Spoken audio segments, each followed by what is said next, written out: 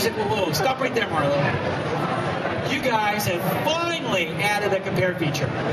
As attorney, she's always comparing documents back and forth, and I said, what do you mean we finally added a compare feature? And she said, look, right there, you guys have never had this compare feature, and I have had to use all these other applications.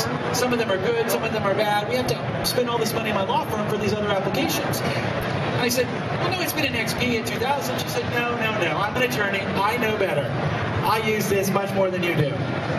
And I went back and showed her. But what it illustrated to me very clearly is with the ribbon, you can find things, you can discover, and you become very proficient very quickly. Now, for advanced users, some of the advanced users say, whoa, I can see your eyes, but wait a minute, you're changing everything on me.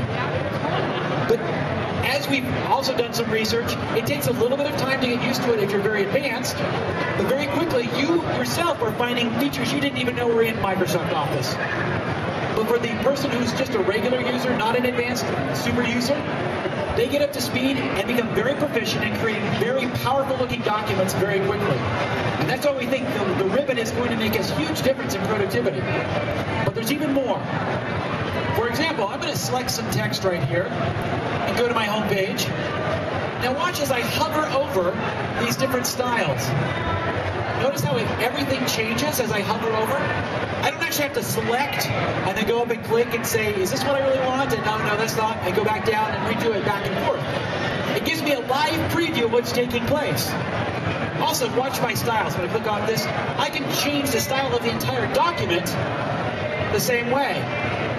Kind of go through here and show you, hey, this is what it's going to do to the document. So again, it's saving a lot of little tiny clicks in a little time so you can see what your document is going to look like, so you can get it done faster and easier.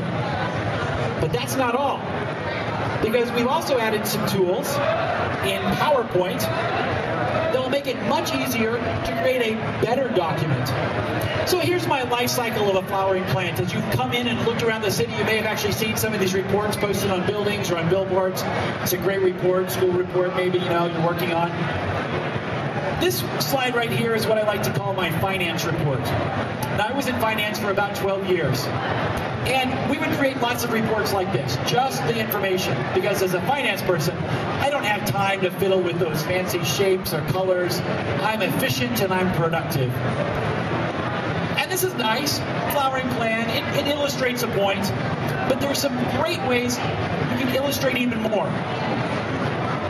Let me just select this text, right-click, and convert it to SmartArt. Now what you see up behind me are a lot of different diagrams.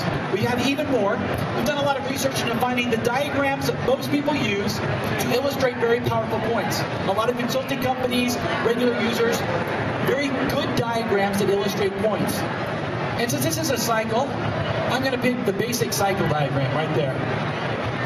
And very quickly, it creates my whole cycle diagram. I can focus on the thing I know best, which is this content over here on the left. But oh, it looks like I created one too many. So what does that mean? I have to go and redo it? No. I delete that, and it resizes all my arrows, my shapes, and everything all by itself.